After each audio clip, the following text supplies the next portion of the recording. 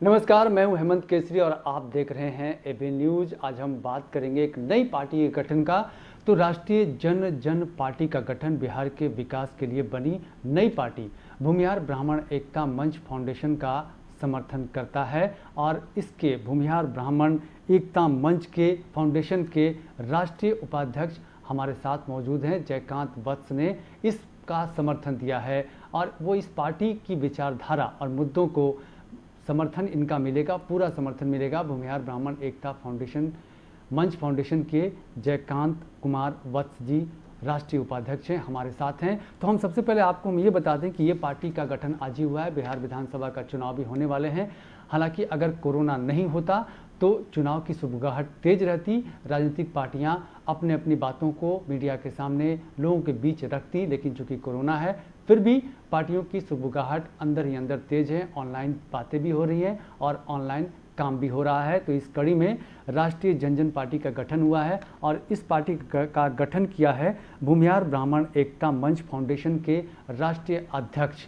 इन्होंने इस पार्टी का गठन किया और इस पार्टी के गठन के पीछे ये है कि गरीबों को उनका हक दिलाना, आर्थिक आधार पर आरक्षण देना और चूंकि कृषि से जुड़े हुए जो भूमिहार समुदाय से लोग हैं वो कृषि से ज़्यादा जुड़े हुए लोग हैं और भी जातियों के लोग हैं, तो एक पूरी कोशिश रहेगी और पूरा फोकस रहेगा राष्ट्रीय जन पार्टी का कि किसानों को उनका हक मिले, उनकी जो जीवन शैली है वो ऊपर उठे। तो इन्हीं मुद्दों पर हमारे साथ बात करने के लिए भूमिहार ब्राह्मण एकता मंच फाउंडेशन के राष्ट्रीय उपाध्यक्ष जयकांत कुमार वत्स मौजूद हैं। जयकांत जी, आपका एबी न्यूज में बहुत बहुत स्वागत है।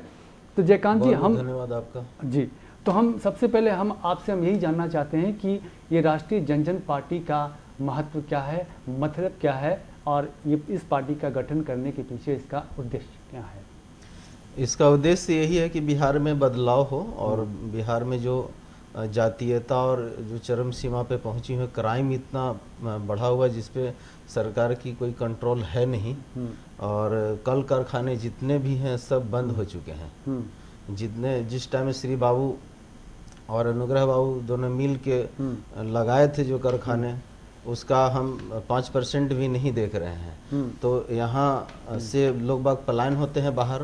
आज कोरोना ऐसी महामारी में जिस तरह से समस्या देखने को मिला, इससे हम लोग सब मैंने भयभीत हो चुके थे और इसीलिए बिहार बदलाव का हम लोग सोचे हैं। और मतलब इसलिए आपने इस पार्टी का नाम रखा है राष्ट्रीय जन पार्टी। मतलब जन की पार्टी है, आम आदमी की पार्टी है, सबकी पार्टी है, सबको न्याय, सबको हक दिलाने की बात इस पार्टी में होगी।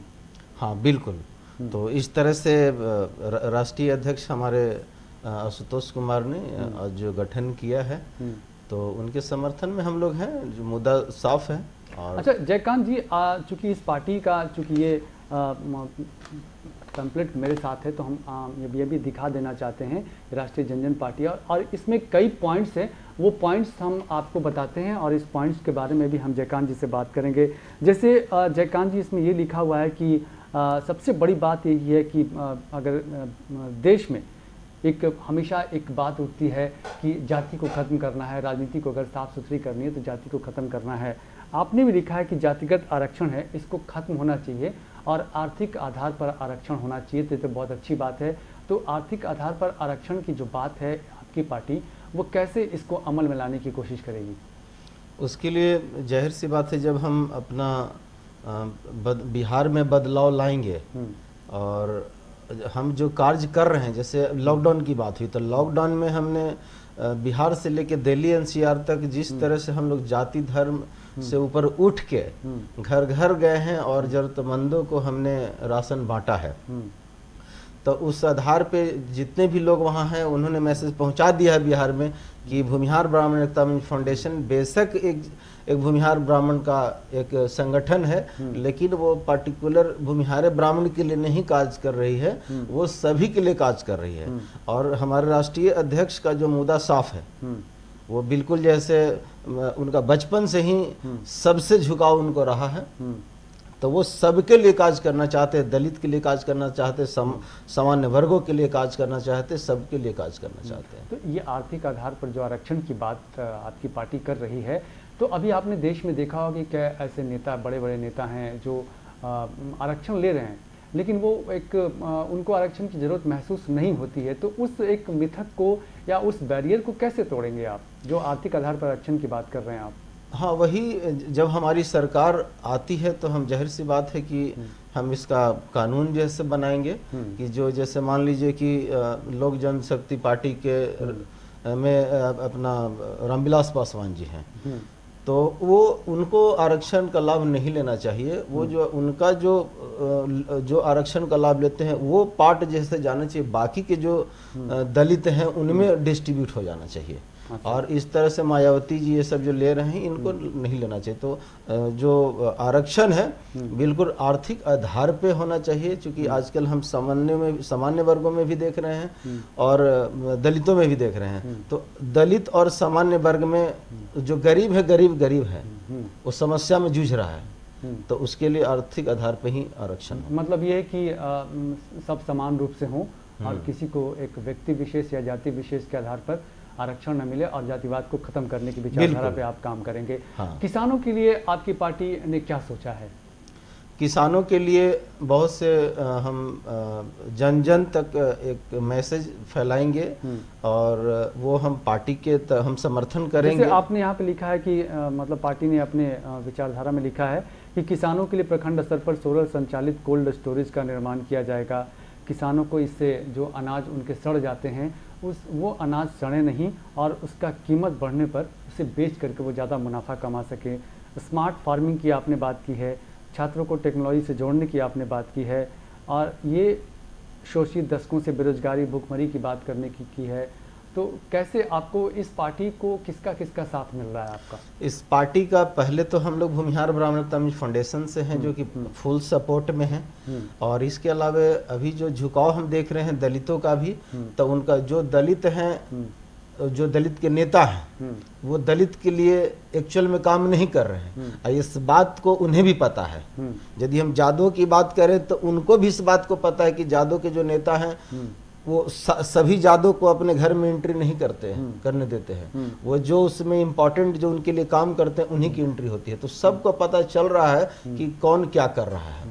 तो हम लोगों से खास करके आशुतोष कुमार जी से सबको उम्मीदें जग रही है, और जिस तरह से लॉकडाउन में उन्होंने किया है उससे और उम्मीद जग चुकी है। मतलब जातिवाद के बैरियर को तोड़ करके हाँ, आप जन जन की सेवा में ये पार्टी। हाँ, और जो आपने कहा कि लघु उद्योग को कि कैसे आप इसको लोगों तक पहुंचाएंगे, तो MSME जो है आपका ministry of micro smaller and medium industry, तो इसमें CDBI के तहत रजिस्ट्रेशन होता है। तो ये बात जैसे किसी को नहीं पता है। बिहार में मैं कॉल किया हूँ 100 व्यक्ति को, एक व्यक्ति को भी नहीं पता है कि कैसे रजिस्ट्रेशन करना है। अच्छा।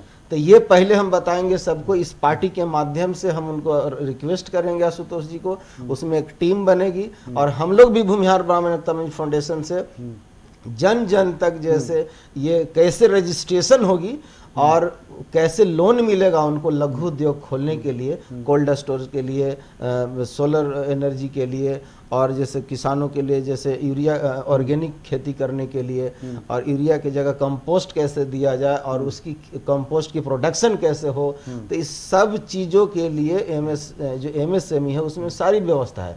तो CDBI बैंक के द्वारा लोन सबको दिलवाने का प्रयास रहेगा, आयुष्मान मतलब MSME के माध्यम से।